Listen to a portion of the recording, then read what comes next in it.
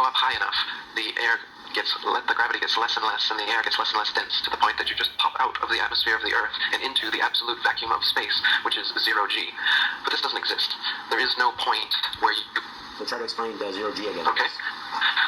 So they say that space is the vacuum, but space is connected to the atmosphere of the 1 septillion planets that they've built into, not separate in any way from the vacuum of space. How can there be a vacuum of space? As a vacuum cannot be connected to a non-vacuum and maintain itself as a vacuum. It has to be a self-contained unit. So there can't be a vacuum of space at all.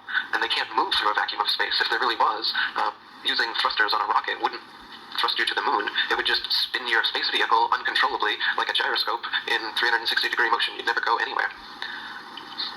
The 0 G illusion, also, that you see astronauts, they look like they're floating or flying in space. It's achieved through 3 different ways. One way is through 0 G planes. They're just Boeing 737 specially outfitted to do these parabolic maneuvers, where they do a parabolic, and then you have a 0 G-like free fall state, where it seems like you're floating for about a minute at a time. You can keep this going. The second way, when they're like at the fake International Space Station fixing things outside of it, this is done in a pool, in a dark pool. They're actually underwater. And you can see bubbles rising out of the pool, proving that they're in the pool in many of their spacewalks. So the outside space shots are done in the pool. The inside, most of the inside shots are done in 0 G planes, and then some of the longer inside shots are done with a green screen and harnesses. So they just kind of float on a harness in front of a green screen.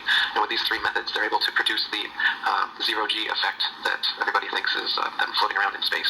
But in reality, anything that goes up comes right back down. There is no point where you can just go up, up, up, and then, oh, I'm floating now. I get to float through infinite space now forever. That's the illusion. That doesn't happen. You will always come back to the Earth. You always fall right back down. No matter how high you go up? As high as any non-NASA source has gone, with a rocket or with a balloon. Yeah, it always comes right back down after about 20-mile mark or so. Wow. Well, let's get back to the Earth, shall we? And we can go back to the space stuff, because it's almost a separate little conspiracy. Sure. So if the Earth is flat, can we fall off of it? And are those legends true? Well, it's still a mystery to me anyway, whether there's an edge, a barrier, like a dome at some point, or if it's an infinite plane.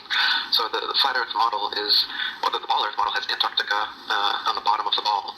So no matter where you are on the Earth, if you head south, eventually you'll end up at Antarctica.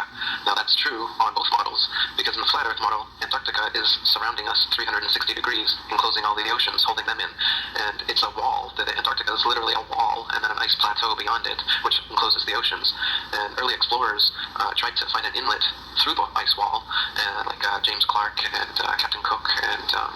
I have them in my book, I can't remember all their names, but they went around the Antarctic ice wall, and it took them years, 3 or 4 years, to go all the way around Antarctica, traveling many, many more miles than Antarctica supposedly is on the ball Earth model. But they didn't climb on top of the ice. That only recently have expeditions gone on top of the ice, and there's a big cover up there as well we can talk about.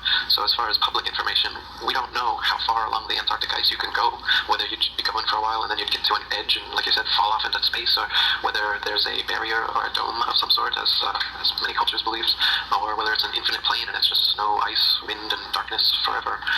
That's still a mystery at this point. Is the whole flat Earth idea, is that a new idea? How long has this been around?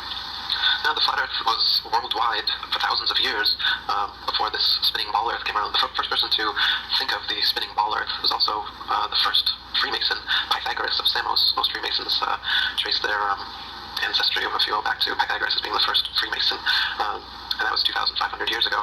But his idea didn't catch on at all until about 500 years ago, when Copernicus, another Freemason and Jesuit, wrote his book promoting this spinning ball Earth and concept. And then Kepler and Newton and Galileo, they took it from there, and now NASA and RASA and all the other space agencies, they're experts like Carl Sagan and Neil deGrasse Tyson. They're continuing this heliocentric spinning ball Earth gravity myth that's been going on for 500 years, and they keep adding on to it now. Now you've got a Big Bang and evolution and